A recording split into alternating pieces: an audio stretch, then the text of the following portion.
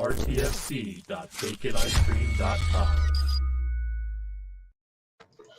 What is going on, everyone? Welcome to the Evercast, your weekly dose of Evercade goodness. And boy, oh boy, do we have some goodness for you today. But first, we have Anti-He-Man He-Man. Yep. What's going on, man? I don't know. It's a lot, but whatever. Yeah. We've got Ed at an undisclosed location. What's up? What's up, man? What's up? It's Denny's or something. Yeah. He looks like he does look like he's at a Denny's. And then, of course, we've got the Pop himself, the pack opening pro. What's going on, Pete? Yo. What's up? What is up? So we got all sorts of cool stuff going on, and stuff that is actually still now happening in the background. So this is going to be a wild one today. But first, let's check in with the chat, shall we? We got Dan Nastic. He's always in the house. What's going on? We've got Willard Jim. What's going on? Ballistic Coffee Boy. Ernest P. Whirl. Crimson Cross. Snake Eater 75, who still owes me an email. And Jason Shires. RMGB TV. What else we got? Anyone else here? Oh, it's that guy. The guy Ryan. Yeah, I don't know that guy. He's hanging out. He's hanging out around here. Everneil's here. What's going on? We've got people looking for all sorts of fun stuff. Man, this chat is absolutely crazy. But there is shall we say, a new challenger about to enter. Challenger? What do we have to fight to the death? Because I'm down with that. All right. Hey, Ryan, Let's find out who it is. Qualifying, Ryan. Let me know in the chat. Yeah. Stupid Ferraris. So let's find out who this is. It's Sean Peter. Hey. How's it going? Hello. Hey. Welcome John to just finished watching qualifying at Silverstone, didn't you, John? I have very much been watching it. Stupid Ferraris. I'm not that far from Silverstone where I live, so I'm just waiting for that rain. It's rainy. It's rainy there. Yeah, it's very wet. But Yeah, I was hoping that Hamilton would get in the top three, but him and Norris, but no, didn't happen. Stupid Ferrari. Yeah. Well, I won't begrudge science, but it's cool. Hello. I begrudge them all. Long time no see, Sean. Yeah. But my Canadian got in the top 10, so I'm happy. Latifi got in top 10. Yes, he did. Yeah, and I hope he won't go backwards tomorrow because that's He probably will. Yeah. It's been a while. Yeah, it's been a little bit. I'm glad to have you here. So what's going on? Well, I thought I'd drop by. I was speaking with Andrew during the week, and I was saying, should I go on like Evercast and say hello? I was like, yeah, it's been a while, and I didn't want to give you guys too much of a heads up that I was going to do because I wasn't sure whether I was going to be around. And I also, every time we announce these things, your show suddenly gets taken over by everybody asking us question after question after question after question. And I enjoy watching your guys' show. I don't want to take over your show, so it's like, do you know what? We'll jump in, and I'll ask Rich if he's okay for me to jump in, and we can answer a few questions. But I'd like to see you guys do your thing. So awesome.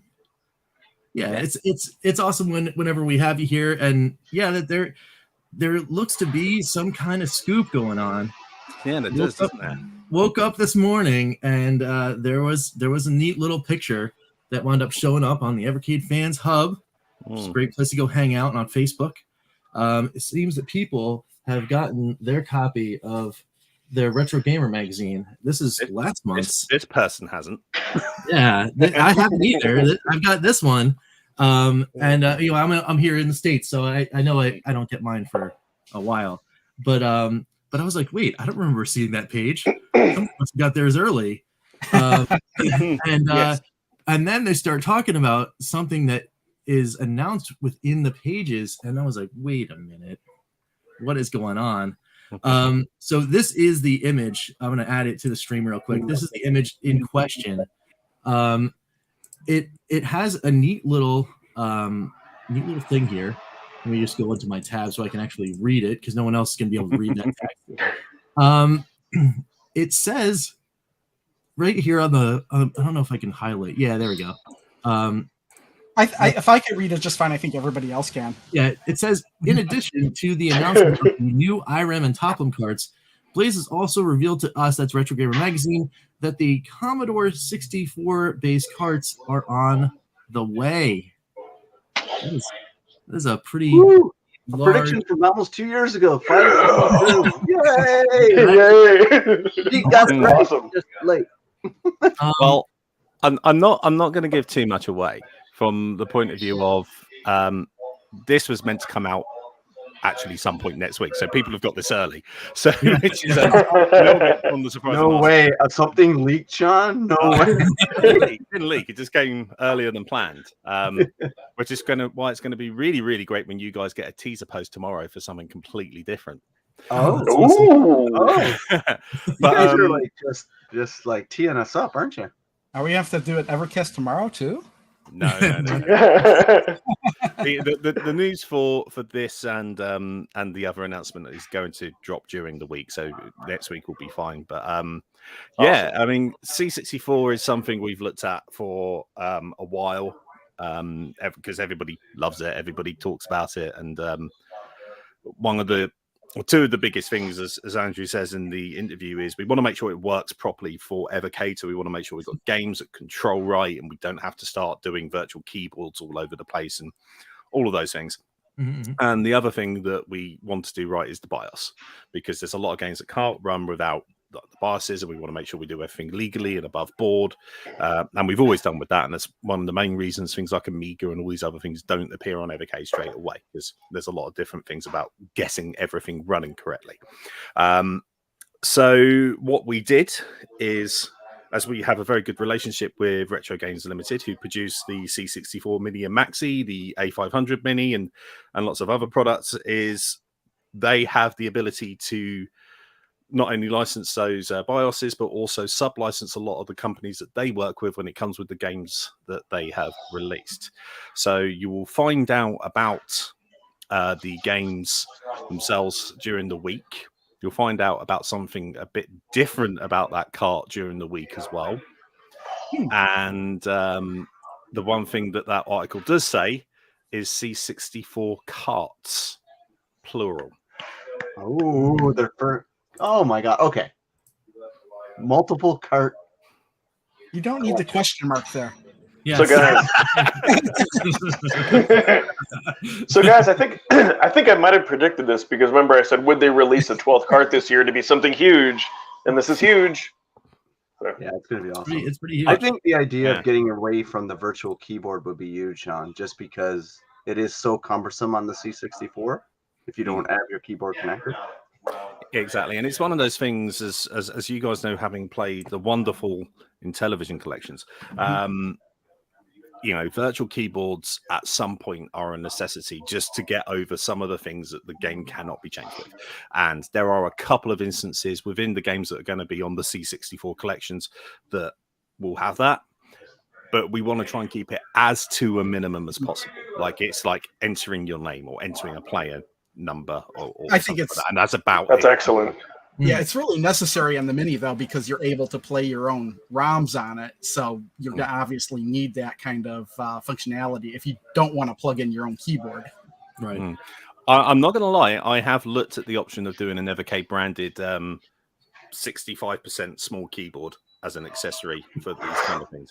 But like I say, I've only sort of looked into it. I haven't really gone that far of it. And you know, the moment you start sticking a keyboard into thing, everybody's going to ask for everything else. But so, you know, we're primarily a but then you got them hooked though. Well, if you get them hooked, right? You say, oh, they're putting a keyboard. So is Amiga, is Spectrum, is all those next. I like the Raspberry Pi's mini keyboard. If you're looking at any, Sean, it's a really good little mini one. Mini keyboard. I mean, that is mini. It's really mini. This is a remote I use. No, that's too many. Keyboard. The Raspberry Pi has a cute little white one that's like awesome. Yeah, no, it does, and it's that kind of size and form factor that if we were going to release our own, for example, we'd probably look at something like that. I mean, I don't think I've ever said this to you guys before on this thing, but I actually used to work for a computer company before, and one of the main products we did was keyboards. So it's kind of the thing that I know a lot about. I know sort of the fact we're not going to have like Cherry MX keys or anything like that on it. It's not like going to be a Pro Elite gamer keyboard or anything, but you know. Remember the Xbox 360 had that attachment that was like a keyboard? Yeah. The one that went on the bottom of that. Didn't on the bottom, the chat keyboard. Yeah. That thing was cool. I like that. Then Sony wound up putting up one as well. I don't know if it was official Sony, but there was one that you could pop in. Yeah. Oh no, yeah, it was. There was one that sort of went over the PS4 pad, wasn't there? Yeah. Yep. I don't remember that. Oh. Yeah, I had one. So, but yeah, so that's very very cool. People are already excited in the chat for that. You know, that for me, it's one of those things that it's like it's totally awesome because C64 and me, I had it's almost like the Intellivision. So I had one uncle that had the Intellivision, and then I had another uncle that had a C64, but none of those were in my home.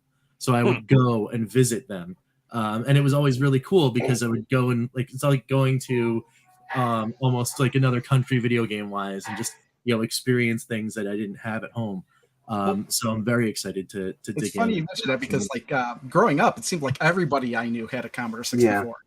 No one in my neighborhood except for my village. Only one kid had it, a friend of mine, and I can remember going over and playing. I'm like, the games look great, but they took forever to load compared to a Super Nintendo or NES games. Are you talking about a disc drive or a tape? I think he had both, and you just sit there and wait for your game. And I'm like, I got so bored. I'm like, I go back to my SNES, because it was just too long. But once the games loaded, they were awesome. Yeah, especially the games that would load a lot. You'd load up one thing and then it would load up another thing, and you'd just have to wait. Yeah, that's why the C64 Mini is awesome, because you could play that in the Amiga Mini because they just instant, right? They're just emulated, right? That's awesome. Yeah. So there will be emulated, but there is always going to be that thing that at the moment, we put them on an Evercade and you get into them straight away. Somebody's going to go, "Oh, I wish we had the option to turn on the load bit." There will be people. And emulate the disc drive sound, because I know some emulators do that. You hear the disc drive thing. So here's why I'm really excited, and this is going to be a bold statement I'm going to say. I'm more excited about this, let's say, than a Konami collection, and I love Konami and Castlevania because this is what the Evercade is about, getting these cool, obscure games, more difficult to emulate. And so I just hope people realize that we're getting awesome stuff, we're getting different stuff that mainstream devices aren't going to bring you. So this is huge.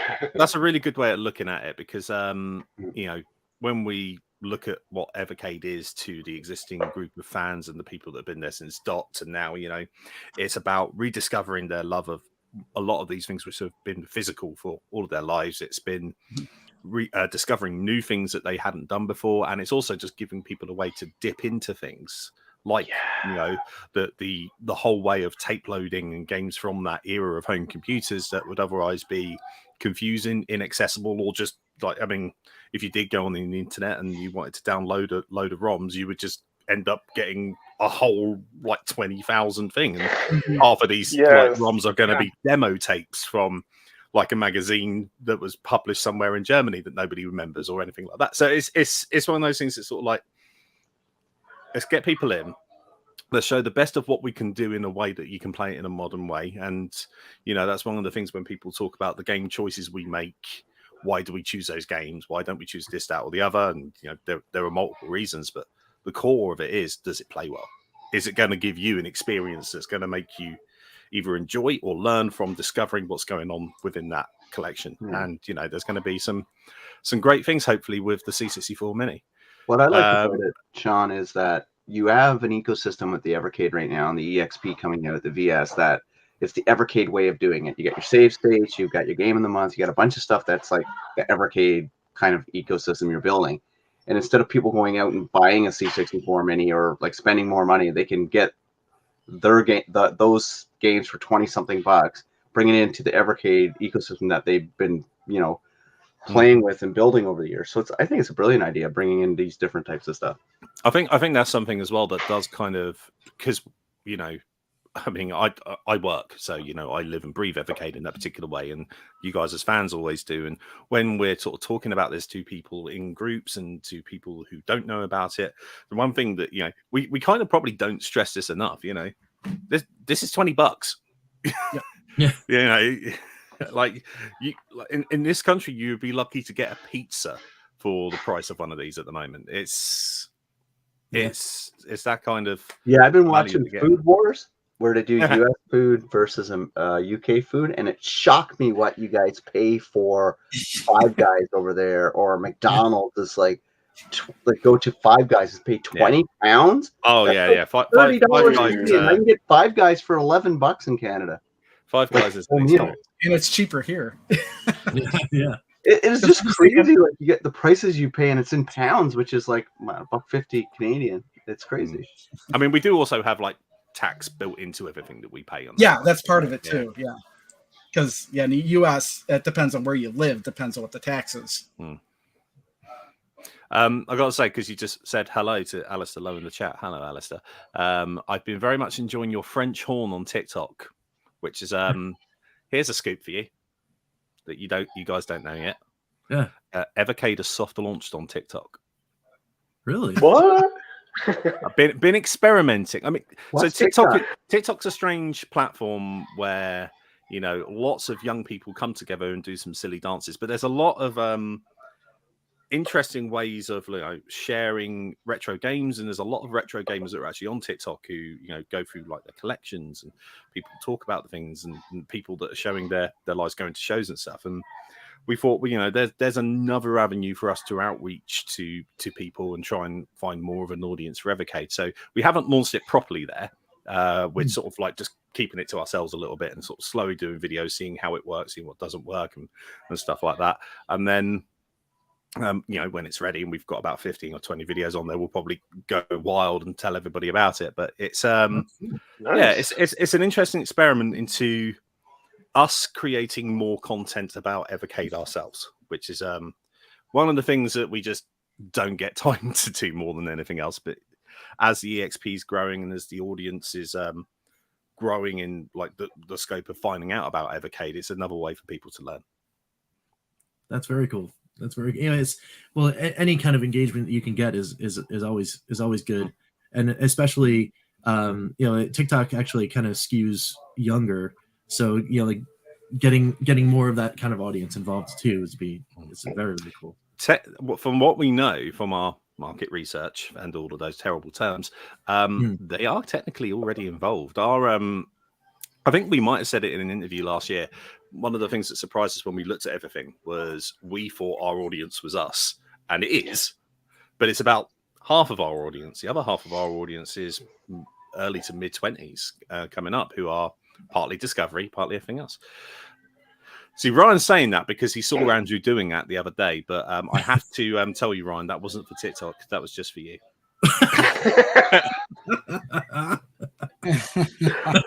Awkward. That's awesome. What goes on? Now we know what goes on in the Evercade offices. Right? Twerking, and I don't know what twerking is, but a bunch of weird things. It's something that rhymes. Wait, is that what Miley Cyrus did like 10 years ago? Yeah. Okay, that makes sense. I never said we were on the finger of the pulse. No, it makes sense for this group that we're 10 years behind the times.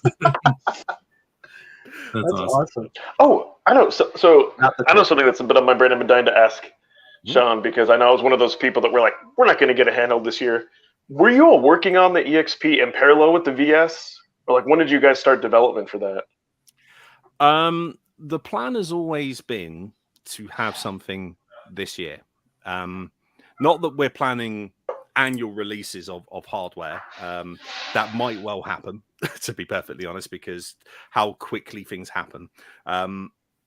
But we were always planning in some way, shape or form a higher level handheld. What we sort of realized when we were developing the VS and seeing the feedback of the original handheld was, do we want to do a super big, $200 plus, professional kind of thing, or do we actually want to do something that's actually potentially going to open more doors. It's going to fix a lot of the issues potentially on like the original handheld and what people had. And it's more iterative, I guess, than just sort of going big professional kind of thing. So it was always in the plan to have it. It was always hoped in the plan to have it this year. And as we say, we're saying winter because we know what happened with the VS. We want to be more realistic with our dates, and we're going to confirm that in September once we know more. But we should be getting something between November and January is our main hope.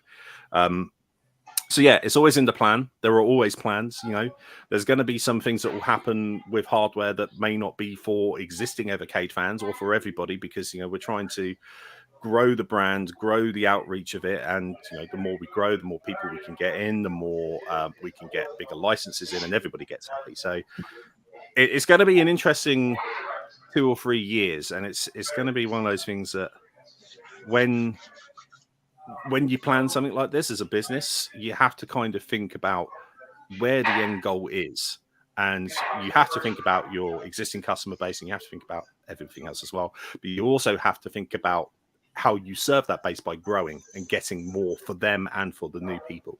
So our entire way of looking at it for the next couple of years is very much the grow kind of aspect of it, and what's going to be the best way for us to grow Evercade, grow the user base even more, and start getting more people into what you guys already know that that everybody loves. So that's awesome. Yeah, I liked in the article that was leaked that Andrew mentions that their goal, Sean, and you already know this, was to make sure they have it produced or manufactured by the time pre-orders hit, so that they can know that it can go through the shipping for the dates you want, right?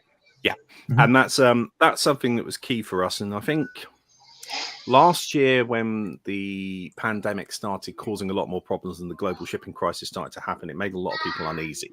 And one of the things that we wanted to do, having launched only one product at the time, was to try and keep the confidence in that product. And that's why we went quite hard on saying, well, look, these things exist. Here they are. This is where they are. I mean, we went as far as we could without, giving you guys shipping container like tracking numbers and that kind of thing to try and keep it there, because the worry was that, it wasn't going to hit. And then it became very obvious that because of the situations in different parts of the world, it was a staggered hit. And when we get to the point of September, where we'll be announcing the bonus content, the pre-orders will open, we'll know by that point that everything would have been produced, which means we'll know what the shipping avenues are. We know what everything's booked. We know what we can book. We know what's going to get where and roughly when. So we can be a bit more committed as to saying, well, actually, this is going to hit this country at this time and this country at that time, if that has to happen. Ideally, we don't want to. Ideally, we want it to launch globally at the same time. We just have to sort of see how it happens, really. And that has probably been the one regret and lesson from the VS launch, was how hard it was getting all of the stock over to the United States, and how long the gap that ended up being. And it's not something we want to repeat, but it's also not something we want to lie about or sugarcoat or anything like that. If it ends up being a split date, we're going to be honest and go. Phew. But when it comes to production, that's actually the thing that's, as Ryan is saying there, there's absolutely zero issue with the production side of things. We're well over 100% confident that that's happened. All the stuff is sourced. Everything's going to go into production very shortly, and by the time the pre-orders open, production is going to be complete. And it sounds really weird that we're going to do this as this kind of thing, because most things in this kind of space over the last 3 or 4 years have been pre-order it, production goes, and people think the pre-orders fund the production, and in some cases they do. I mean, even for us, any kind of pre-order or money that comes in ends up going to fund something else. So what we're doing is making sure that we're good enough to get all of that production out with what we have existing, and also on the basis of how successful the limited edition was, and also how successful we know this is going to be, and really get that going. So yeah, it's a new era, new challenge, and it's interesting. Nice. That whole adventure that you guys have gone through in the last 2 years has, like it's part of.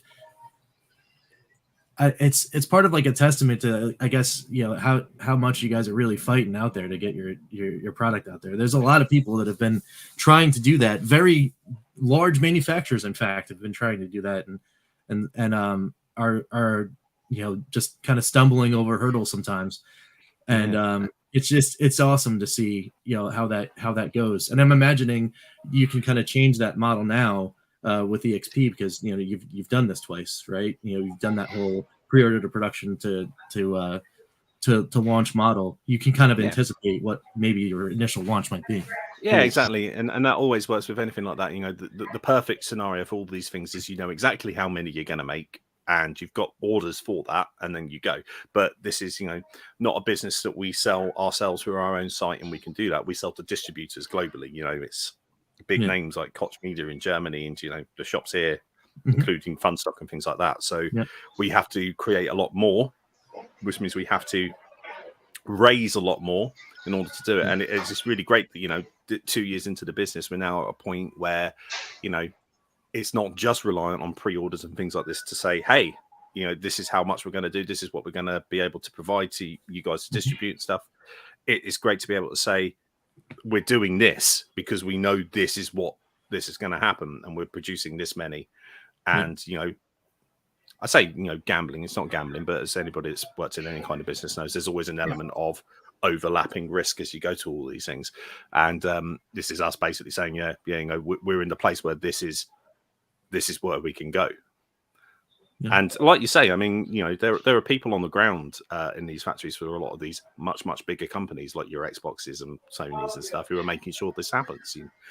We don't have that facility. So it's good that, we're doing this, and, it's great that everybody else in the space is getting their products out now as well, from Playdate to Analog and all of those kind of guys. And, it's, we've probably done a lot more in a couple of years than probably would normally have happened, but it works. And everybody seems to love it.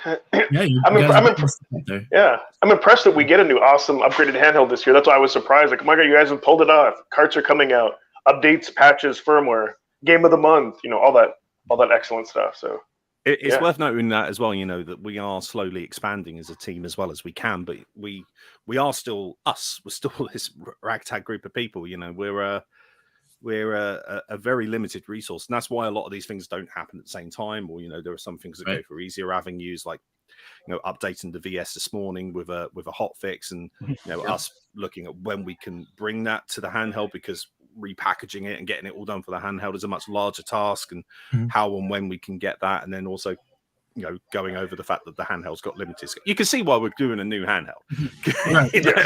But, it's one of those things that we're still quite humble in ourselves, and trying to make sure that we get our right resources and that. So I do have I know, Brady, I do have one other question I've been dying to ask you, because we've talked about this. Always ask these questions. You're in the Discord. You can always ask me. I know, but it's more fun to get your opinion. So I think I floated the idea, like, let's say to get a license, like let's say to get someone like SNK or Activision, right? Let's say, like, I'm sure there's like crazy terms, but I've kind of proposed, like, what if you did something like, say, hey, we're going to do a special edition release. It's limited to 10,000 copies. And then they, you already have the deals worked out on the back end. They're getting their money up front. You guys know they'll sell out of it. Would you guys ever do like a limited cart release like that, or? Possibly not. It's one of those things that we sort of have to look at more rather than the name. What the cost is going to be and what it's going to bring. I mean, is it worth bringing a big name like that if we can only do 2,000 of them when we've got however many thousands of a user base that we know would be interested in that? And I think when it comes to sort of like availability and sort of collectability of our stuff, we know that the main collectability is going to be, well, some of these license deals with these publishers will run out. So it sort of creates an aftermarket for a lot of these things. So we don't particularly benefit financially from the aftermarket. But we know that's what gaming and gamers love, and it is what it exists. I think if the right deal at the right time came along, we would certainly consider something. Okay. Cool. I mean, we said this in the AMA. We were almost like over 90% there. You know, everything bar contract with the Activision deal, which would have seen you know, a lot of those 2600 Activision and iMagic games, and then you know, things happen, business happens, and that ended. And as we a couple of the other things we said in the AMA after the EXP announcement, you know, we've approached other companies like EA, who it's not in their business plan at the moment to look at things like this, like retro at all. So, you know, it's all about timing ourselves at the right time. Same with Namco, you know, their business needs are different to what we are and we were at the time, but that doesn't mean that might not change in 6 to 8 months, you know. Right. Same with companies like Sega, who are doing the Mega Drive Mini 2. Now, they might go, okay, if we're staying in Japan, there might be a Western Avenue we can look at. You know, these things are in so much flux. There's no concrete way to get a lot of these people. And it's all about, you know, being in the right place at the right time for a lot of them. A bit like we had with Renovation, a bit like we had with Intellivision, really, that, you know, we had an opportunity to promote Intellivision at the time for what they were promoting. And you know, we got collections for the Intellivision fans, and everybody got a bit more interest in their products because of it. Yeah. Nice. Yeah. That's very, very cool. So, Ballistic Coffee Boy a little bit ago here had an interesting question about Evercades being available in GameStop. Obviously, they're not available in GameStop right now, or even Target. But have you guys ever considered that as part of a broader market strategy? So much of this is honestly down to the pandemic and to the timings of these kind of things. And it's one of those things that those kind of shops require a large amount. So we have to be confident that we can produce the amount that they would want. We have to be confident that those shops would sell the amount that they want, because a lot of the ways that, you know, they make money is if they don't sell stuff, it gets sold back. Right. So they recoup costs. But we also need to be thinking like a year and a half ahead for a lot of these things. So being able to, you know, sit down, go to the people and the distributors that work with GameStop and Target, you know, we have to kind of show something for next Christmas, like January 2023. So, you know, it's quite a long-term plan. So the plan is that we do expand a lot more in America, for sure. And, you know, whether it be existing Evercade products or brand new Evercade products or whatever happens, you know, who knows what's going to happen this time next year.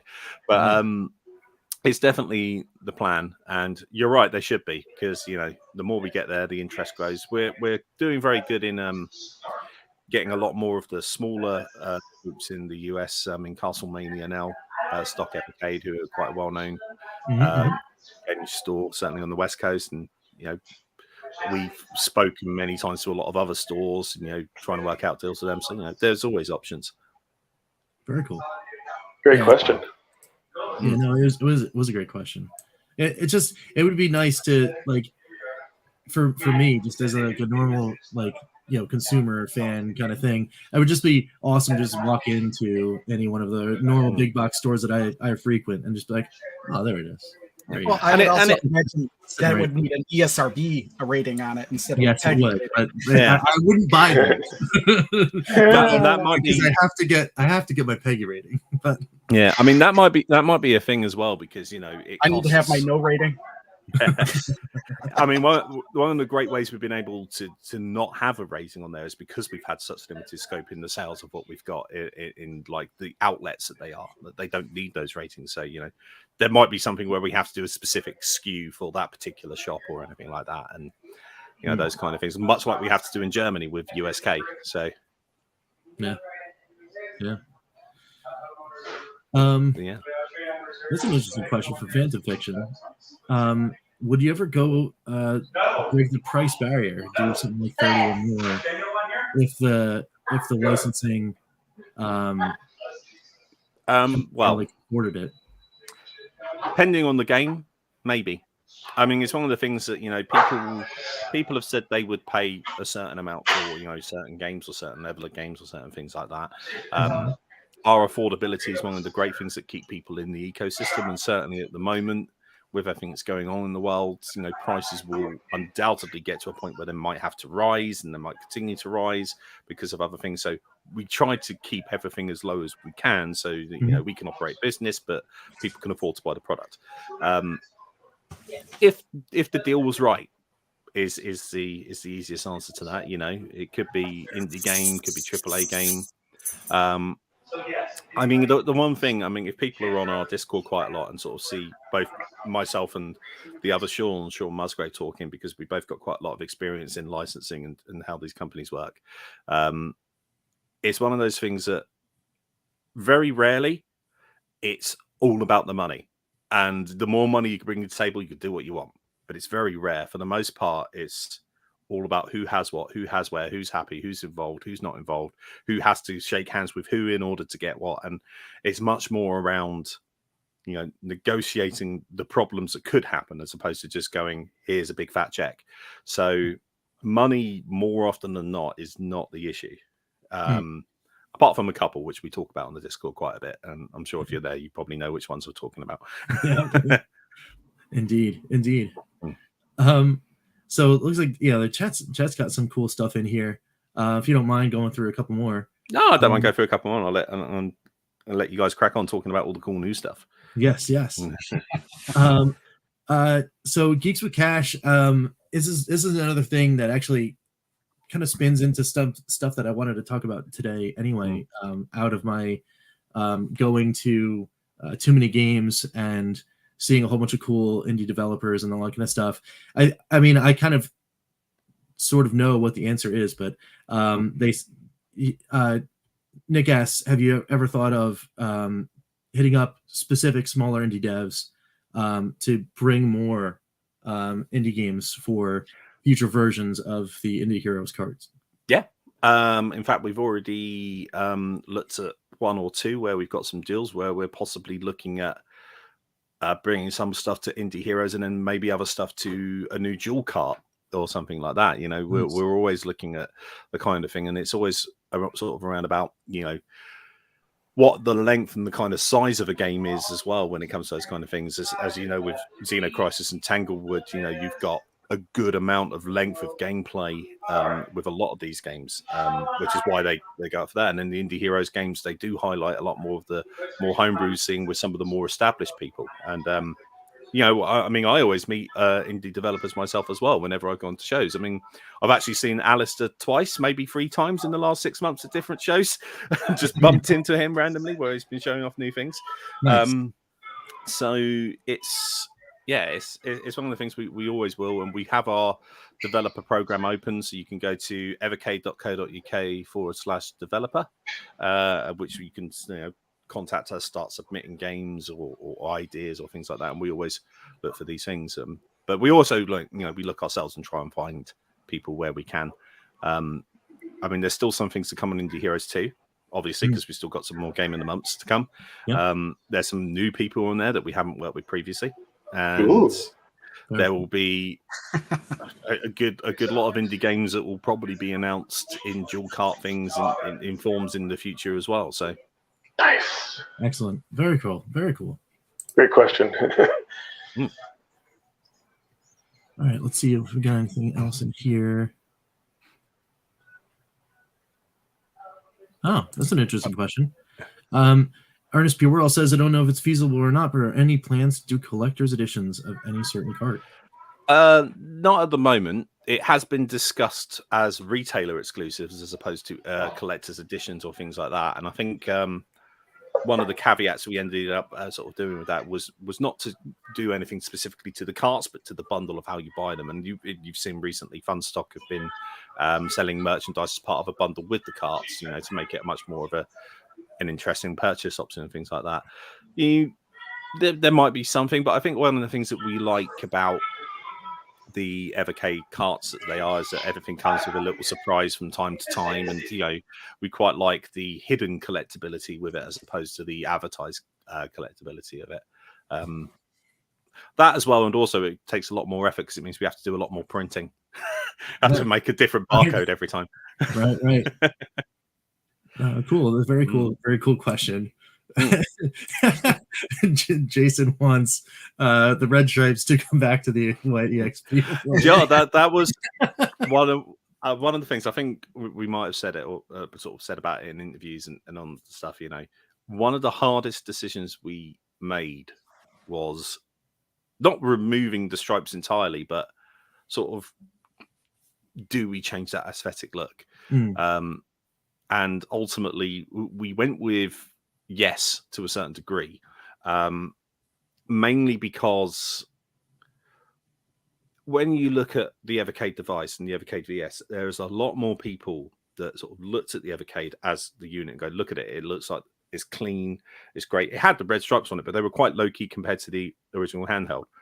And one of the things with the way that we're sort of looking at the EXP is trying to garner, I say, more mainstream attention. We're trying to get it into more eyes.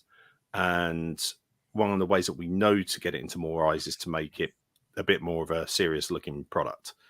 And we looked at all of these existing handhelds that you can get off Amazon and all of these things that, you know, trying to work out what would work, what wouldn't work. And every time we tried to add the lines, it sort of took a bit of away from the device, which I know is kind of sad. And it's one of those things that, you know, I don't want to say like, you know, the Evercade is a toy, because in some way Evercade is like it's a grown-up toy, you know, like most video games are to a certain degree.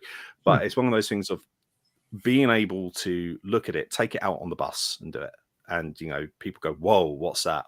Yeah. And that wow factor kind of came from that. I mean, it's not to say we won't let you like add like stickers to it or anything else that do the thing, but it was one of the hardest decisions that we had of this entire. Well, yeah,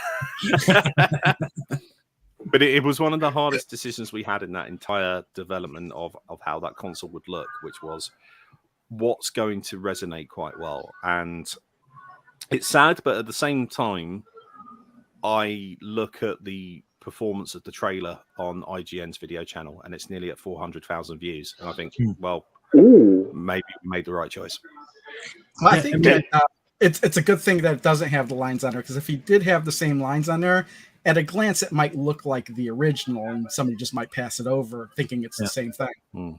I mean, we've done a little nod to it. You've got the little notch in there, and it's always going to be a part of the UI to certain degrees and things like that. But it's one of those things of, you know, there is pretending to be retro, which, you know, originally we were, and then it's kind of providing retro and providing what the good thing about retro is. And to us, it was the experience. It was, you know, getting the thing, unboxing it, doing all these kind of things, leafing through the full color picture manuals, which I know we went on about a lot, but we had to, because there are people that don't know.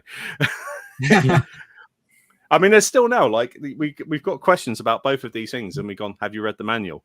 Oh no. And there are the questions are even like 30 years ago, people didn't read the manual. No, some things never change. But yeah, I mean, that was definitely one of the hardest decisions. As you say, you know, we want this to be an identifiable thing, and we want it to be able to resonate with people like yourselves who we know, you know, like the red stripes. It's a nice little thing. It's something that belongs to it. But at the same time, we know that, you know, that's not the be all or end all of the device to you. So, yeah, no, for sure. And I agree with Dan's take here. I like the fact that it is like a clean and sleek look. You know, when I first saw it, you know, I don't know what it is. Maybe it's just today's design aesthetic, right? Because, you know, you've got these, you know, these kind of phone things, right? And they all have this minimalist kind of that clean look to them. But when you first see it, you're like, oh, this is, you know, like your brain just immediately goes, oh, I need to take this product seriously for whatever reason. Not that I didn't enjoy the design of the original handheld or the VS, because I actually love them both. But it's just for whatever reason. I think you're right. I mean, that cleanup, you know, it makes your eye be drawn to the device. Unexpected. I think every single one of you, mostly Pete actually as well, I think certainly on previous Evercasts, and a lot of other people, basically said, you know, this looks like we're, you know, actually being serious about it. as if like the first one, we put something together and then it came out, and then we were surprised by the uptake, which we were. That's certainly true. But there was an element in everything we did where we kind of all but said, we're here to stay. We're not going anywhere. This isn't a fad, and you guys have proven to us this is not just a fad. So we're gonna push through. We're gonna take this more seriously. And we're gonna try and find something that works so well for everybody else. And the fact that everybody who's been part of the community for a long time picked that up without actually it being said was really, really good, because it meant that everything we kind of channeled into it certainly is come across, and people are there. Nice. For sure. All right, cool. So let's see. Digging in here.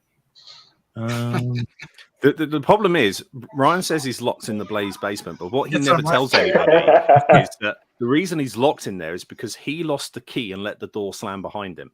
Oh, it's like one of those freezers, Yeah. Right? We just haven't got a locksmith yet. Nice. That's great. That's great. And I guess what they were referencing in the chat, Ballistic noticed that there was a glitch on that first Intellivision cart, and they're working on the fix. Ryan's always in there. He's right. He's always in there. Yeah. It was something weird with the Intellivision collection where, like, if you pause it and then unpaused it, it was like at super speed for a little while or something. Yeah. So what we think happens, because obviously we use the emulator, and the emulator's got its own pause function outside of the Evercade function, a bit like the Lynx pause function is outside a lot of the things. And there is something about the fact that it tries to sort of catch up with itself and does a weird thing. So and I think the weird thing, it does. The original Intellivision didn't even have a pause feature, so this is obviously something. That's the thing, it's yeah. The emulator is basically trying to force something in that didn't exist, and it's it's kind of hard to get around. And it's kind of interesting, because I was like, every time I want to pause again, I remember to hit the menu button and not the start button. I'm gonna be looking forward to when you get to the ranking video for this new Intellivision cart. Actually, great, and especially when it comes to the secret and extras.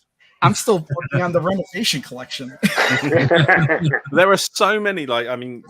Genuinely, I'm assuming everybody here obviously watches your videos, but go watch Crow's videos, because even the last 10-15 minutes where there are like hints and tips and cool little things, like there's stuff that I didn't even know about, like the Arcus Odyssey, the 555555, or E, where it goes into like multiples of fives as the code and things like that, which fascinating things that even I didn't know. Well, that's why I changed it up, because I kept finding all these interesting things about the games, and I couldn't put it in the videos that I was making. So I was like, I got to make it separate. Oh man! Well, somebody said it. Somebody said it. Oh man! Somebody said it. Oh wait, you don't have that. You don't have that. Fix that. KillDashNine. There, that's what I don't have. There you go. Thank you. Because I don't have my controls, so Crow's got me covered. Yeah, I need to step mine up at some point. And hobbies. Oh man, that's awesome. So how have you guys been anyway? It's been a while. we've been hanging in there. It's been a little crazy over here on my end. That's for sure. It's the start of our summer projects here. At my job, it's absolutely been insane. But I am glad that I'm able to carve out the hour or so here to hang out with these guys and talk some games, and then every once in a while here with Ed to go over on Calling Retro Gamers. But I'm hoping that I can finally get back on the saddle and start making some more videos, because I want to play games, and that's actually when I do. When I play games and make these videos, and when you don't see videos come out on the channel, it's because I'm not playing games. That's crushed everywhere else. I know that feeling. Every time I sort of think about making a video for myself and doing my own things, I think, actually, should I be doing it for work and not this? Because I've got some things here that I need to like play, record, and stuff. Which are stuff like that, and and I'm just like, I need to do some be the old content creator I used to be, and I'm like, but should I actually just not spend the time playing through some of the Evercade stuff and make some stuff for work? It's hard trying to get those things together. But Nice. no, I mean, I'm sure we all appreciate the hour to 2 hours that you guys take every weekend. You know, even if we don't catch it live, we certainly catch it at some point. So. Oh, that's awesome. Yeah. I was just glad I was able to jump in because I have a wedding to go to later today. I'm like, well, it's raining outside. We're not doing anything right now. So I would imagine that if you would be actually at the wedding right now doing this. That'd be hilarious. That'd be hilarious. I'd be all dressed up and nice. Yeah. You, like hanging on a table. tie or no tie? Tie. Tie. Yeah. Long or Nice. or dicky bow? No, full tie. Full tie. Nice. Full tie. I've sent Rich the pic. He can vouch. Yes, I'm like all dressed up. We'll just believe you. We don't need proof. Nice. Good stuff. Good stuff. What's going on with Pete? Is he just hanging out? Did he fall asleep? I Yeah, went it's like down a he's still here. really bad twerking YouTube rabbit hole. He's doing research on twerking. Don't watch it. Don't watch Oh no! it. Do it. No, actually, It's too early for that. No wonder it's been so Indeed. quiet. It's way too early in the morning over there. Way too early. Yeah. I was just listening and playing Cowlitz Gamers Adventure Trilogy. Sean, I got to ask you about that game in a month. Is it based on the Cowlitz Retro Game Expo? I believe so. Actually, yeah. I think that's where it came from, right? As a charity type of game. Yeah, originally came from that kind of thing, and there's actually I don't know if everybody knows, but one of the things we're doing, we're creating more content, is we're creating more blogs, and our good friend Pete Davison is helping to write some of these Game of the Month blogs that we've got. So Nice. both for Rectum, for Nessie, and for the first game that we had as well. We've got like really nice detailed information. But yeah, they all came from the Cowlitz Gamers and Kids Expo, and sort of came out of that. And like most of these things that come out of expos, they grow and start becoming their own thing. Yeah, they're pretty dope. Speaking of, pretty awesome. Yeah, speaking of updates, I'm gonna go ahead and actually update mine right now. This is it was quite interesting. I can't remember if it was last week or the week before, where you were saying about trading cards, and you saying about you had the F1s and stuff like that, and I was kind of there going, you guys haven't got the next cards yet. Yeah. Which I haven't even opened yet. Or maybe I should open. It was pretty cool. It was a good surprise to get the intelligent cards and get what we had. I thought that was really cool. Because I saw, and even in Morphcat, right? Mm-hmm. Yeah, I mean the Morphcat cool ones stuff in there that originally came from an idea we had of what we can do with that, and we started making some cool things. We were looking more at trading cards. Those Morphcat ones are more of a trading card kind of format than the because I love the press ones for the VS. Those were really cool cards. Yeah, I mean there are a couple of reasons we can't do those commercially. Most of the main thing is that we have to clear it with everybody. And if you imagine us going through a catalog of 300 games, having to get brand new license agreements for all of those things, it would be an absolute nightmare. But I mean the Morphcat ones, I mean we first started saying what can we give away with Morphcat, and it sort of started as, well, there's a soundtrack on Bandcamp, we could probably maybe do a link that would give away to the soundtrack or something, and then we worked through, realized we couldn't and things like that, but what we could do was use a QR code and get stuff out. So I mean those ones, Rich. I mean, I can't believe we didn't think of these earlier, because they were staring us in the face the entire time. Yeah. Absolutely. When I pulled these out, I was like, all right, that's rad. That's it just and of Very course cool. I used to have my giant stack behind me at all times, and I was like, those. I mean, they just bring it right back. Even though they're different, obviously they're not actually the overlays, but I think they're almost cooler in a way, because there's just a little reference, right? I could actually pop that card. I've got a monitor here. I can just pop it right in the corner. Just literally sit it in the corner of the bezel of my monitor and just have my little reference as I go and play. Yeah, I mean, there's no way we could do an actual overlay for the controller, because we've got two different types of controllers, so we wouldn't be able to do it. So it's kind of it's a nod, but how do we make the nod functional? Well, what's great is with these cards, if you take the handheld on the go, you could stick the cards in your wallet. There you go. you go. That's a cool little tidbit from Ryan about how you guys do stuff in the back end there. Yeah. I'm nerding up. Development tools and automated DevOps. That's awesome.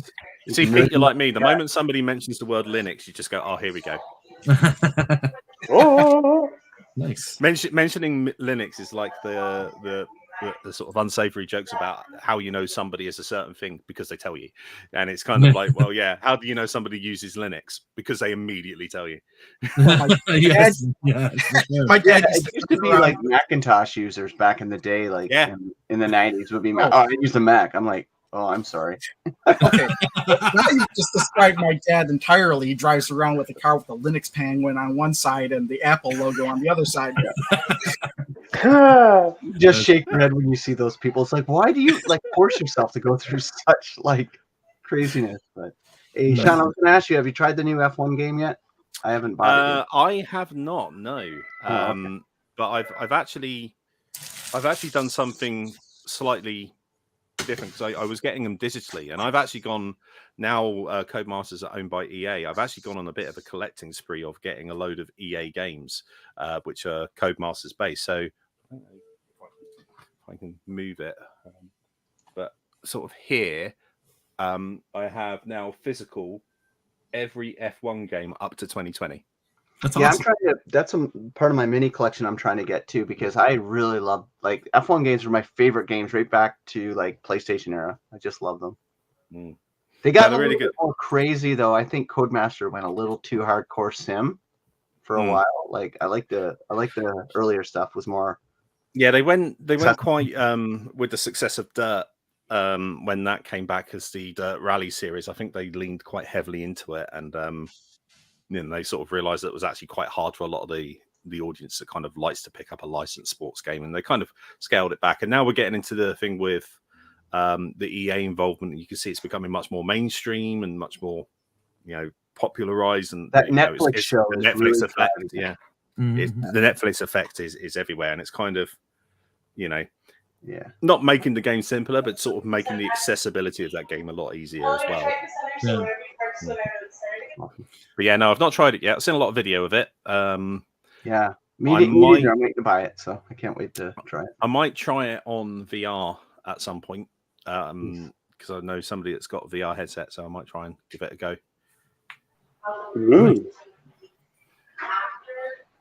Oh yes, Julian, you missed you missed a little bit in the beginning, but yeah, there's gonna be some stuff coming soon in the coming week. Multiple C64 carts. Very interesting. Yes, not just multiple. one. Not just one. Yeah, I'm a little confused. Multiple carts could mean multiple Commodore 64 carts in one collection. See, that's what I think that would be freaking cool. Yeah. You have to redesign the box and everything. Oh dear. Oh man. Imagine one collection, 2 carts with 32 games each on them. That would be awesome. That's not exactly what I meant. I meant like the carts, there were Commodore 64 games that came on cartridge. So I mean by carts, I meant one Evercade cartridge, multiple Commodore 64 carts. It's going to be really interesting that using the C64 collections as sort of the starter for this and everything else we can do, because home computers are such a big thing for a very big crowd, and at the same time you never really know, and we don't really know until we get out with this and tell people we're going to do it, what the interest is going to be in it. We know people want it because people have always said about it, but then people always say about everything, and then you end up going, oh, do people actually want that? Do they come? Nobody ever really knows until we actually put it out there. Color of the cases. Huh? We got to guess at the color of the cases because it's a new line. Well, maybe. Green, line, right? Arcade. I think green for computer. Green. I've been saying green for a while. Who green. said there was going to be a new color? Maybe there isn't. Maybe there's a new shape. Maybe we turn them into cassette tape sized boxes. Who knows? Well, they got to be a different color. That would be awesome. I'd say like that ugly beige of the comic. yeah, the beige plastic, all this. That would be so British to be the terrible off yellow plastic. Nice. Have the I'll keep that one in my locker for like an April Fool's. Yeah. It's funny, nobody mentioned it. Nobody even asked if there was a new color case, and it just dawned on me. I'm like, it's a PC line or a computer line, so yeah. Well, you'll probably find out by the end of this week. Yeah, I've always thought that if there was a computer collection, it would be different than console and arcade, so it would have to be a different color. There is a thin line with a lot of it though. Is that you can't do too many because then you end up just having so much and people don't know where to begin and it gets confusing. So it has to be quite a definitive thing. You know, we did it with arcade because it made sense because you know, there are arcade and home versions of similar games across both of them. When it comes to home computers, you'll find out this week whether we have or have not. But you know, we do tend to differentiate our lines where we need to differentiate things about it. So. Yeah, who knows? It's a lot of waffling stuff on there. It's a lot of waffling, so I'm predicting no color change. Yeah, I mean, it's really waffling because I caught him off guard with that question. I mean, we haven't announced a lot of the changes to the carts anyway. I mean, you guys, I don't think you spotted it until halfway through the show that we'd actually updated the cartridge, the whole inlay design. For the new IREM and Toaplan carts that we changed the way. I noticed that when I saw the video originally. Yeah. No, I saw your video after I saw the show. Yeah, you noticed it. Yeah. Your reaction was one of my favorite, Crows, because you were the one person that when we said we were discontinuing the old handheld, you went, well, surely they're going to do a new one. I mean, why would you say that? That's the reason why you would say it. Yeah. And then second later, you were just like, oh, yeah, there you go. There it is. Yeah. Since you brought up the video, before I forget. I actually need a new pair of headphones, Rich, for your video reaction. Thank you. I was going to say thank you so much, Sean, for the editing and all that, and the way you put me and Rich in that video. It was fantastic. It really looked like all of us were playing against each other, and it was an honor for to be in that, to be part of that 20th anniversary. So second anniversary. I'll give you a little behind the scenes of that entire thing, which was, it started off as an idea I had that we should do that kind of whole style of like anniversary show. And if I ever have that idea again, just tell me no, because getting that all done was crazy. We worked with a production company that we have on contract for a bit of this year who helped put the whole thing together. So a lot of the graphic and the stuff like that throughout the video was sort of done by them under our direction. I did the script and the voiceover, as you guys know. That entire section of the game challenge was all me. I edited the whole thing together.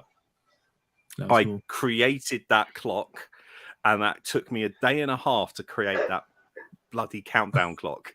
and I was talking with I was talking with a friend of mine, Pete, who did the voiceover for the Hotline trailer. Oh, nice! And was the voiceover for the Hotline. He's a friend of mine. He's a podcast host in the UK, and he does voiceovers professionally. And there was a bit where I had to say about the Toaplan creators, because we've got exclusive interviews with them in the Toaplan collection cartridge. So I filmed myself just repeating over and over again the names in Japanese, because you have to. So, Tatsuya Uemura, Tatsuya Uemura, and I just sent him just the video of this because I knew we would appreciate it. But it was just like, oh. You should have talked to Crow about getting a countdown clock. He could have whipped you up one. No, you don't know how long it took me to make that countdown. It'd be fun to do something in After Effects. Well, it was well worth the effort to editing because it came across, and not just because I won, but that surprised me. I was like, oh my god, I beat everyone. I had no idea who would win. Until I got your video, and then when you run, I was like, "Oh, okay." And then cool. Ian Higton from Eurogamer, that was great. Just having the little bits where he was getting quite cocky about it. I was like, "Yeah, this is good value." Everything else, the music and stuff. Obviously, we sourced the music, and as you guys pointed out, there was some quite nice little bits in there. The only other thing. What was the other thing I did? Oh, yeah, I did the drum and bass remix editing for the IREM announcement. Oh, Yeah, so that whole just that little clip of putting it together was I sort of did it. So I want it to sound like this to the agency, and then I did it. I went, actually, I've just made it sound like that. Have the file. That's awesome. But yeah, no, it's great, and I think working with the production company we have, which is a great production company, we'll be doing more work with them across this year as well. And I think again, one of the things that made the whole announcement and everything about it was just they are television production quality, you know, and it just radiates out of the screen with that. And yeah, at least my voiceover chops haven't left me yet. Still got another couple of years of those. Very cool, very cool. The question there, bringing vertical HDMI out to the VS, as in putting the Tate mode style. I'm assuming it's something we're looking at, mainly because one of the good things about having this dual system of like the VS and what the EXP will bring, will be able to do a lot of the same things to both hardwares very easily. So what we're developing for the EXP, we might be able to put into the VS and vice versa. So it is something that we immediately thought of and we're looking at. How the kind of like artwork and stuff goes on there, we're unsure yet. Mainly because obviously, you know, we're swapping the bars around. Are we going to do new artwork for when it's in that mode and new bezels and things like that? Yeah. It would be cool. It would be cool if we could do something like that. We're just sort of limited by the time, scope, and space, really, more than anything on the carts and the collections and that. So, but if there's a way, we'll find a way. Yeah, absolutely. That's an interesting question from Dan Nastic. Will the former collections get reissued with a new design or be kept the same? They're going to be kept the same, partly because it would be a lot of effort to go back and redo them all, and also because you guys would absolutely murder us if we did a second collectible line of covers. Yeah, I was like, oh, my shelf's about to get twice as big. More variants. I don't know. There might be somebody out there that's collecting PEGI and non-PEGI versions of the collections. That's already ultimate. That's true. That's very true. Now, I mean, what even is shelf space anyway? You know. Yeah. Have you? Right. I'll follow up with that. Like, have you guys actually ever thought about doing like a dual, like printing a two-sided? Oh, a reversible cover. Yeah. We did, and we were going to with one of the Lynx collections, I think, if people remember rightly. And then it turned out we couldn't do that. But unfortunately, some retailers had sort of kept the asset that basically said it was a reversible cover, because that was our original intention. We have looked at it, and we'll continue to look at it. I mean, the main thing that we want to make sure with those collections and the inlays is, you know, the quality of them stays. Because, you know, we're printing en masse, you know, there is going to be some things that get a bit lost and things like that. I mean, even if you look at like Xbox One covers, you'll get like black for some really good printing, or for a lot of times where it's been brushed out pretty quickly, you get this slightly weird kind of charcoaly effect down the spine of what it is. So, you know, we try not to add more problems or potential problems. But if there's a reason for it, then maybe. I mean, it's one of those things of what would people like more? Would they like a reversible cover, or would they like something inside the box? You know, and all these things. And you know, we kind of tend to go with the something extra inside the box route. Yeah, I think it'd be better not to do it, just because the reversible covers work better, I think, if the case was clear and you just see underneath it. Exactly. Yeah. I like the extra loot in the case personally myself. The cover, yeah. I like that extra loot. Yes. That's how we should refer to it. Yeah. So, write that down. so before we get too much longer, and before I create yet another thumbnail for our video and then not talk about something, I think, you know what? Let me just jump into cowlets real quick. And then we can talk about that a little, you know, like not going too long or you know, do too much. But if you have any tidbits or anything there, Sean, you want to throw in there while we're checking it out and playing, that'd be kind of cool too. So I don't know how many I have myself. It's a very challenging game, actually, especially the the first game is probably a bit more challenging than the rest of them because of the way it's designed. You've got to make sure everything's in the right space as well. But it's it's really, really good that you got 3 games in there. They all sort of follow, as you would imagine, something being created and then the next step of it and then the further step of that. They've got all these unique challenges to them. I mean, people can run through them pretty quickly if they're used to it. Is this one game or 3 games? It's 3 games in one. Okay, but when you put the number of games on the collection, are you counting this as 1 game or 3 games? No, we'll count it as one title before we do that. We're not that bad. I mean, that was one of the main things. It's one of the main things with the Morph Cat collection that there are 5 titles on here, but there were only 3 full games. So it's kind of like, because the moment we say there's 5 games and one of the games is called Super Bat Puncher Demo, people are going to be like, oh, a demo, that's not a game. So it's kind of like, how do we do this? But it's kind of misleading because that game will never. That game is as complete as it'll ever be. Yeah. It's the in joke with Morph Cat that they will keep that going for as long as possible. Yeah. I can see some of those chat questions. TV advertising is super, super expensive, and we can reach more with things like YouTube, to be perfectly honest, for the cost. But yeah, we do appear on TV shows. Certainly in the UK, we were on Games Master, we were on Gadget Show at some point as well. So we always look for those kind of things. Relic, the reason we added 2 Tower of Doom ones and 1 Cloudy Mountain overlays because there's simply more on Tower of Doom to know, I think, more than anything on that. And Shulin asked a question, can In the Hunt be the Japanese version and not the export version? And I just want to kind of expand on that and ask, how do you determine what version of the game to include? Also, why not include every version and give people the option to choose which one they want to play? A lot of this can depend on licensing because many people might charge us double the cost for each version. Okay.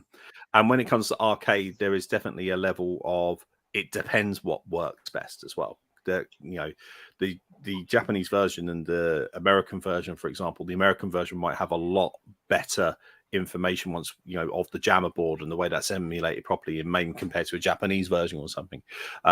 Also, as well, if there's anything where there needs to be localization or translations, it's normally easier because we're Western market focused to not use a Japanese based thing. So yeah, I mean, it's one of the things we'll always look at whatever we can do, and one of the things that we're not yet in the position to do is to have things like the multiple versions, multiple covers, and have the minutiae things. But it's something we do look at, and it's something we do discuss of which is gonna be best for the system, best playing, best performing. Is there additional work that needs to be done in order to get those versions there? And then of course, how difficult it's going to be as well. So, I mean, when it comes to games like the Toaplan games in the US versus the Toaplan games in Japan, I'm pretty sure there's quite a lot of games in Japan that are a lot more difficult. Just purely because of the skill of what they did there. Well, you make me think of the Battletoads, the NES. It was actually the Japanese version that was a lot easier than the NES, the American North American version.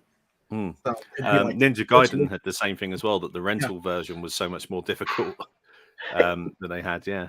To add on to Crow's question, would you guys consider releasing a Japanese version of a ROM? If it was still playable without the trend, let's say it was an exclusive version of a Japanese ROM without it being translated, if it was still playable, exclusive to Japan. If it didn't cost us any extra to do it, then I mean, the thing is with a lot of these licensings, it's okay, we're going to license this game, and they go, what version do you want?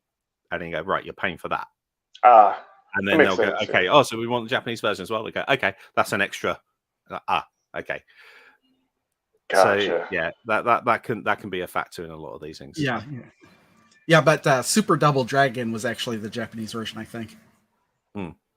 Yeah, so a lot of those early games, obviously, because we were dealing with the Japanese companies, and the same when we were dealing with Namco, we wanted to bring something that was unique, and when the effort is there to do it, we can, like when we did with the localization of Map Your Kids, which has now gone out in a few other places as well. So it's kind of we will put in work if it's something that warrants putting in the work. Definitely. That's right. And Warpman was exclusive to Japan, and that didn't really require any translations. Yeah, that's right. Oh, you guys have done that. That's cool. Yeah. I'm glad. So yeah, because I have a copy of that. I was like, oh, now I don't have to play that on the Famicom. Right? Yeah. But yeah, no, Calyx is very good. So you basically you load up the game and you basically get a choice of 3 games. It's quite like the kind of the All Stars kind of thing in the way it's presented. That you've got the 3 versions of it, and you just quit out and go back into it if you want to play the next one. As you can see, it's a very challenging platformer. Once you get into the swing of it, it's quite rewarding. But it's one of those things that you have to kind of get properly into the feel of it. But you can see sort of like where the Cowlet stuff began and to how it grew as to like this game. You can see there's much more animation in there. There's much more sprites going on as it goes on, and it's quite a big journey through all 3 of them, really. It's kind of like the Kubo 1, 2, and 3. So I'm kind of glad. Like that, when I was playing Kubo 3, I was like, what's happening with Kubo 1 and 2? And I had to look it up. I was like, oh, those games are probably not good enough to actually be their own games. But then I was glad that they actually appeared as a hidden feature.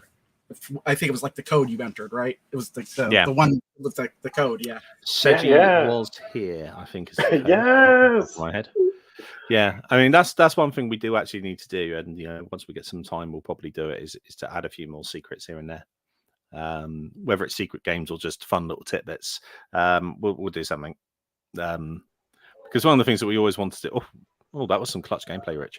That was good. My favorite thing was the Rickroll that you guys added in the VS credits. That was excellent. that was great. Enough, the way this game plays reminds me of something I played on the Commodore 64 that's escaping my memory. It's got that kind of feeling of that kind of Splunker-esque platformers, like your Load Runners and your stuff like that with this. It does have like quite a really good connection to a lot of those. I say those kind of retro tropes, but those kind of games. So there is actually a clutch play there, Rich. You can drop the spike on the enemy, and the enemy will die. Yeah. I missed it, but it's something you wouldn't even think of being a feature, because normally, the enemy in the game wouldn't get affected by anything else except you. Yeah, just like using the environment quite cleverly. Yeah. It's the kind of thing that would happen. You'd see it on accident and be like, I didn't know I could do that. This is so. There you go. I did have a hint and a tip for this game. There you go. This is very cool. Yeah, no, it's really, really funny. The clutch scheme is quite nice, and all these things as well. You get this kind of, like you say, this kind of early. I mean, it's got that kind of 8-bit feel, but it's got that kind of home computer kind of color sprite feel about it as well, doesn't it? Yeah, it does look like a home computer game, like almost like an Atari computer game. Yeah, like the bubbly text and all that. Yeah. Hey, I think we lost Pete.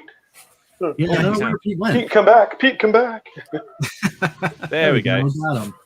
And I couldn't grab it. This game looks fantastic. It's good. It's unforgiving, but it's good. No one else we haven't talked about. When the physical release of Indie Heroes 2 comes out, I wouldn't be surprised if we put Indie Heroes 1 and 2 into the VS and we get something. I mean, there's got to be. You never know. That'll probably be the first thing I do. Oh, wait, Pete's back. There he is. Yeah. I mean, the one thing I will say, I was backstage for some reason. Somebody put me backstage. I don't know. It wasn't me. I'm on my phone. I can't do that. I can't even put myself. There's only one person that could have done that. Shame on you, Rich. No. It's pretty cool. These games are awesome. And when Indie Heroes 2 comes out later this year, it's going to be quite an interesting one because some of the games that are there. There is a game on there that I pushed for myself because it reminds me of a certain arcade style game, and it's like, I want that. Ooh. So we went there and got that, but it was also from a developer where somebody else had said, "Oh, you should get this game for Indie Heroes." So we have got that. We've got a couple of the games that the community also told us about. This game that you're playing now, they have the year 2020 on it. It did, yeah. So is that why the character's wearing a mask? Sorry, is that why the character looks like she's wearing a mask? I didn't even notice that. Yeah, maybe. Oh, are we going? I know almost something I forgot to bring up. We possibly going to see the collection 3 of whatever collection you'll have been teasing us about for a while. So I will give you a little scoop. It's probably not going to be this year. We were intending to try and do something this year, but other things came up that were interesting. I mean, one of the things at the beginning of the year, there were still some like cartridge agreements that were still in flux that we didn't know whether they were or would not come. And for us, we want to do third collections. There's a couple of things that we're almost on the button to do, but other contracts sort of get in the way, and it avoids us doing some other things to help improve some existing experiences. Which obviously I can't go into for contractual reasons, but that's some of the reasons why some of the stuff doesn't happen. But yeah, it's one of those things that we wanted to bring a third collection, but then the choice sort of came: do we do that, or do we do this really cool new thing? And we sort of went, let's do the really cool new thing. Ooh. So, okay. And this is why you end up with things like IREM and Tower Plan and stuff on Indie Heroes 3 and the C64 collection, and who knows what else is going to be announced later this week, and who knows what kind of bonus content you're going to get with the Evercade EXP. There's all these things that sort of like, that's probably better than collection 3 of something else for now. That's very, very, very cool. Yeah, that'd be true. Can't wait. Yeah, well, that is almost the perfect tease to lead us out into the Evercastless week, where we will be back next week for some more stuff.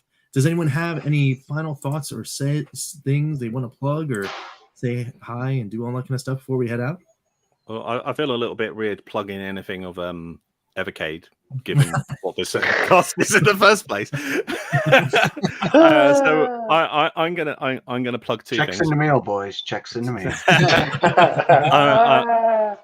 I'm going to plug two things. I'm going to say, we've got two new things being announced this week. One of them you already know. The other thing I was going to say is that at some point this year, we will have our first commercially available native game for Evercade. Very cool. Oh, sweet. So that's going to be this year. There is already one on the system, if you know where to get it, on the Evercade VS, but for all Evercade, the first native game is coming. And also, is it you guys publish game or is it a license? It's not. It's a license one. So we're not the publisher. It's not us publishing it. That is something we might look at in future of how we develop these things. But it is a game that's been natively created to be worked on the Evercade. So you'll love it. You'll love it when you see it. Nice. And for all the people that are in this chat, go and check out all of these guys' videos because they are great fun. Crow's doing some great work redoing everything that he's got. Rich still hasn't finished Golden Axe Warrior as far as I'm aware, but you really should. That is correct. Everybody's got some great content going on. I'm gonna get back on that song, that saddle soon. Yeah. Well, I did finish Treasure the other day, so now I got to start working on a video for that. Yes. Yeah, and I will say, like, obviously most of you guys are on there, but swing by the Discord, come say hi. We're there quite a lot. We chat a lot of nonsense. We share our thoughts about other things, and we'll be asked 27 gazillion times whether we're going to get a Sega collection. So come along. Right. So that's how it works. That's awesome. All right, very cool, very cool. Ed, why don't we go to you? You got it. Yes. This week? Yeah. So I have part 2 of that AMA where I talked about the AMA questions that you guys did and kind of challenged myself to talk about it for 10 minutes. So I got the second one of that coming out this week, and we'll have the new carts and the new announcements. So yeah, I can't wait to talk about all that other good stuff that's coming out. So nice. Any particular reason you limited yourself to 10 minutes in that video? It's tough. Well, I probably could have rambled on 30 minutes each one, but then no one would watch it. No, but I see. So you did it just to stop Algorithms. rambling. Okay. kind of, and to make it more fun, and because I had to like get stuff out before being on vacation, so kind of like it makes it more fun. Yeah, kind of limits itself, and it's more difficult when you do that. Very cool. What I do is I ramble on for 30 minutes and then I edit it down to like 5 minutes. That would be tough for me. Even although there have been times where I've had to, because there's sometimes where I've like fumbled over my words, or if I watch something back and it doesn't make sense to me, I'm going to cut it. Because how the hell will that make sense to my audience? I'm like, what did I say? Well, I'll say something, and then as I'm editing the video, I'll be like, is what I said just true? And I'll look it up. If it's not true, I'll just edit that out. There you go. Nice. So, I actually had a friend of mine that had to take down a video and redo an entire video because he reviewed Steam Deck and he didn't like it. And a lot of his comments were like, actually, I think you're wrong about this. And he went and did some deeper dives of the way he did it. It's like, oh, yeah, actually, I've messed up here. So he had to take, I mean, he's quite a big YouTube channel as well in the tech space. So he had to take it down and redo it and do an apology and everything. It was quite interesting to see. Oh, wow. That's nuts. Pete seems to be teasing something going on. What do you got going on there, Pete? Super secret real What are you hiding in there? Nothing. Just opening, ordering card packs, having fun. All right. Well, make sure you guys go and check out his stuff too. He's got some cool stuff going on. I live vicariously through him, as I say often, because I cannot get into the paper card thing right now because I'm making tons of money selling and reselling those cards, the ones I don't like. That's awesome. Pretty cool. That's neat. Are you actually making a profit or just I'm making enough to pay for my cards. Okay, nice. Yeah, because I pulled a Wanderer rookie card and I sold it for $1,900. Whoa! I don't like the player, so I only collect teams and players I like, and so yeah. That's the thing, like, because I mean, obviously, all of us in some way said before, collectors here, like, as soon as you lose the kind of idea of you're collecting for something you like, as opposed to I'm collecting for collecting's sake, then if you remember that and you go, I don't actually like this player and it's worth this, I'll just get rid of it. I sold the Verstappen F1 attacks card on Facebook here.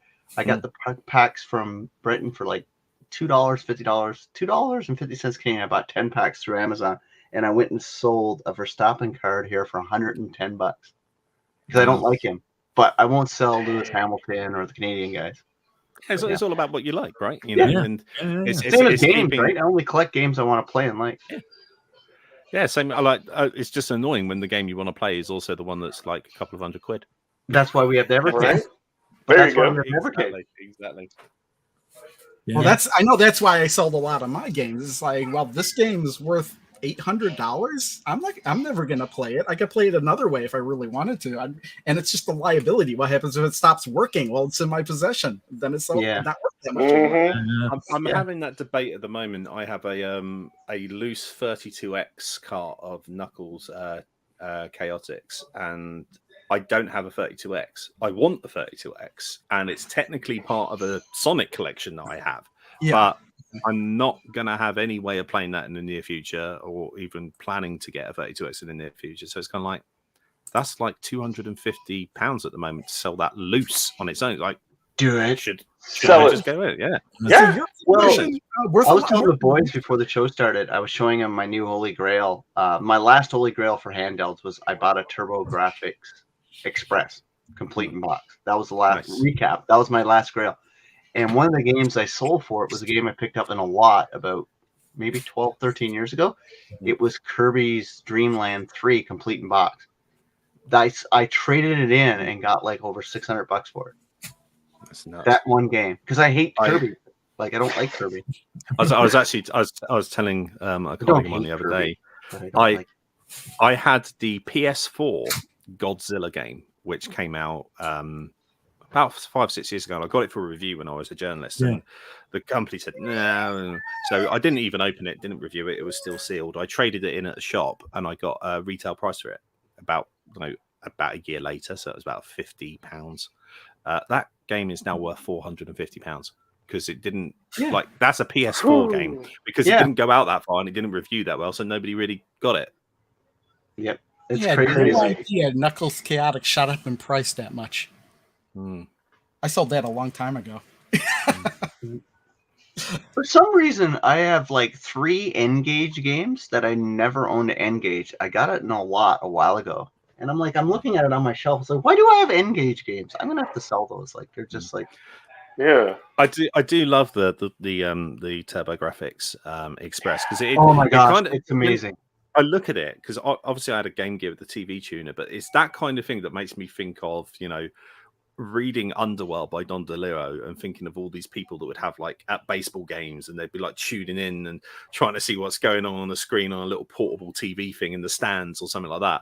And the look at the whole thing just makes me think of like, somebody at the top of Yankee Stadium or something trying to tune in to hear what's going on somewhere else, Yeah. Well, I wanted it because like I love handhelds, obviously, with Evercade and stuff. But that was the only one I've always wanted since when it first came out that I finally had a chance to get it. So I had to pull the trigger. Somebody was saying this about Evercade one day. If only there was a device that we all loved that could emulate and maybe play those kind of games. Who knows? Yeah. Well, renovation culture. Oh, I went to our local game shop, Sean, and they've got Valis 3 there. And I was looking at it and I'm like, Valis 3. And they had Valis 1 there. And they were going well over $250 complete in box each. And I'm like, I would normally have bought one of them or 2 of them. But I'm like, nope, I got my Evercade. Don't need them. Everybody mocked me last year when I was saying how much these games are and trying to make everything happen. It's true. It's true. Until you see it in the wild, you're like, oh my god. I think the most I've paid for a game. I went to a gaming market in March, and it's the same gaming market tomorrow, and I'm going to go to that as well. I think I paid £40 for a £50 game, and that was Thunder Force 2. And I think that's probably the most I've spent on collecting a game like that I can actually play and use. Everything else I've just tried to get a deal where I can. But yeah, I mean, but it all depends on your enjoyment of it, right? If you enjoy it and you're going to enjoy it, then why not spend it? If it's something that you've got and you're not going to enjoy it, move it on. Yes, for sure. Exactly. Except Evercade. Don't do that. So, all right, cool. So I guess we're done. I think that's it, right? Yeah, Crow, you got something, right? Oh, I already. You already went. Right. I finished Trasia, yeah. So. So yeah, everyone keep a lookout for that. Everyone go and don't be looking anytime soon. I haven't even started. I actually just finished. I captured every single minute of footage I had for that game, and it was like 15 or 16 hours. Oh wow, that's crazy. That's crazy. So you sound like you have a very large hard drive. Several very large hard drives. I actually have a server. The server has 16 terabytes, but my computer actually might have That's what she said. No, I can't do the thing. So. That's awesome. Yeah, I think I have 8 hard drives in my computer. I think about it. That's crazy. So yes, so then over here, hopefully there'll be some time that I can get, and then with more stuff will show up. But if not, you be rest assured we will be back next week to talk about all that awesome Evercade goodness. Thanks so much, Sean, for coming on in and hanging out with us. Thank you for entertaining my request to join. Yeah. Oh yeah. Anytime. Doors always open. And so that's about it. You guys have an awesome holiday week here in the States, and in Canada. Happy Canada Day! Happy Canada Day and happy 4th. And we will see when is you guys. British Day? Yeah. Oh, we've had that. We had the Jubilee a couple of weeks ago where we got an extra day off. So that's it. Well, we had an extra day off. They call theirs Jubilee. We had an extra day off, and then I ended up just spending it doing an anniversary show, so it's fine. Excellent. All right. Well, thanks again, everyone. We'll see you guys next week. See you later. Bye. Bye.